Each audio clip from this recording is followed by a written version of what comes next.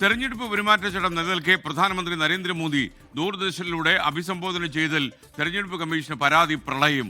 പ്രധാനമന്ത്രിക്കെതിരെ നടപടി ആവശ്യപ്പെട്ട മുൻ ഉദ്യോഗസ്ഥരും സാംസ്കാരിക നേതാക്കളും ഉൾപ്പെടെ 700ഓളം ആളുകൾ ഒപ്പിട്ട ഒരു കത്ത് തെരഞ്ഞെടുപ്പ് കമ്മീഷൻ കൈമാറി.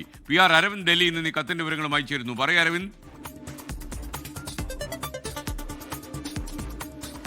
പ്രധാനമന്ത്രിയുടെ രാജ്യത്തെ അഭിസംബോധനയിൽ വലിയ പ്രതിഷേധമാണ് പ്രതിപക്ഷ പാർട്ടികളുടെ ഭാഗത്തുനിന്നുണ്ടാകുന്നത്. പ്രതിപക്ഷ പാർട്ടികൾ ഇതിനോടകം തന്നെ പരാതി നൽകിയിരുന്നു. പക്ഷേ കൂടുതൽ പരാതികൾ തെരഞ്ഞെടുപ്പ് കമ്മീഷന് എത്തുകയാണ്. 700 പൗരപ്രമുഖർ ഒപ്പിട്ട ഒരു കത്ത് ഇപ്പോൾ തെരഞ്ഞെടുപ്പ് കമ്മീഷന് സമർപ്പിച്ചിരിക്കുന്നു. പ്രധാനമന്ത്രി നടത്തിയത് പെരുമാറ്റച്ചട്ടത്തിന്റെ ലംഘനമാണ്. ദൂരദർശനെയും ആകാശവാണിയും ഉപയോഗിച്ചുകൊണ്ട് തെരഞ്ഞെടുപ്പ് നേട്ടങ്ങളാണ് പ്രധാനമന്ത്രി നടത്തിയെന്ന അടക്കമുള്ള ആരോപണങ്ങളാണ് ഈ കത്തിൽ ചൂണ്ടിക്കാണിച്ചിരിക്കുന്നത്. പരാതിയിൽ 700ഓളം പേർ ഒപ്പിട്ടിട്ടുണ്ട്. ഡൽഹി മുൻ ലഫ്റ്റനന്റ് ഗവർണർ നജീബ് ജംഗ്, അതുപോലെ തന്നെ യോഗേന്ദ്ര യാദവ്, ആനി രാജ തുടങ്ങിയ പ്രമുഖ നേതാക്കളാണ് ഈ കത്തിൽ ഒപ്പിട്ടിരിക്കുന്നത്. അതേസമയം ഏറ്റവും പ്രധാനപ്പെട്ട കാര്യമെന്ന് പറയുന്നത് നിരവധി പരാതികൾ ലഭിച്ചിട്ടും ഇപ്പോഴും തെരഞ്ഞെടുപ്പ് കമ്മീഷൻ ഈ വിഷയത്തിൽ പ്രതികരിച്ചിട്ടില്ല. എന്താണ് തെരഞ്ഞെടുപ്പ് കമ്മീഷന്റെ തീരുമാനമെന്ന് അറിയാൻ സാധിക്കുന്നില്ല എന്നതാണ് പ്രതിപക്ഷ പാർട്ടികളടക്കം ഇതിൽ ചൂണ്ടിക്കാണിക്കുന്നത്. ആദ്യം കോൺഗ്രസിന് വേണ്ടി അനിലക്കരയും പിന്നീട് CPIക്ക് വേണ്ടി സന്തോഷ് കുമാറും CPMന് വേണ്ടി ജനറൽ സെക്രട്ടറി MA ബേബിയുമാണ് പരാതി നൽകിയത്. പക്ഷേ തെരഞ്ഞെടുപ്പ് കമ്മീഷൻ ഇതിൽ BJPക്ക് അനുകൂലമായി നിലപാട് സ്വീകരിക്കുന്നു. യാതൊരുവിധ നടപടികളും സ്വീകരിക്കാൻ തയ്യാറാകുന്നില്ല എന്നതാണ്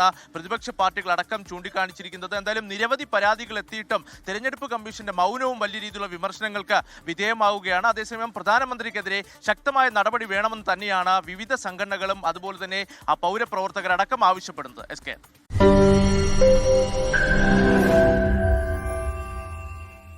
ലോകത്തെവിടെയായാലും ഏത് സമയത്തും 24 വാർത്തകളും ഓഗ്മെന്റഡ് റിയാലിറ്റി പാക്കേജുകളും എക്സ്പ്ലെയിനറുകളും വിശദമായി കാണാൻ ഞങ്ങളുടെ YouTube ചാനൽ നിങ്ങൾക്ക് സബ്സ്ക്രൈബ് ചെയ്യാം.